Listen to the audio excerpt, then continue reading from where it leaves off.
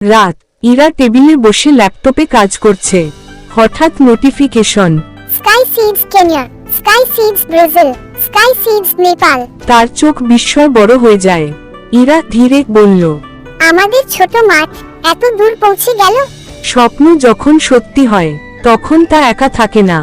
স্ক্রিনে video call, ভিন্ন দেশের বাচ্চারা কাগজের প্লেন দেখাচ্ছে। কেউ সমুদ্রের ধারে, কেউ পাহাড়ের পাশে, কেউ ছোট গ্রামের স্কুলে। সবাই একসাথে বলল, we are sky seeds.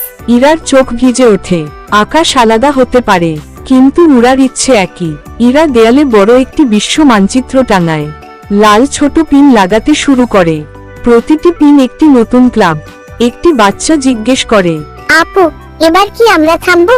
Ira হেসে মাথা নাড়ে। উড়ান থামে না। যখন সাহস ছড়িয়ে পড়ে তখন সীমান্ত ছোট হয়ে যায়। পৃথিবীর বিভিন্ন জায়গায় একই সময়ে সব বাচ্চারা কাগজের প্লেন আকাশে ছুড়ে দেয়।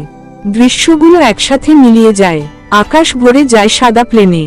এটি আর একটি ক্লাব নয়, এটি একটি প্রজন্মের ডানা।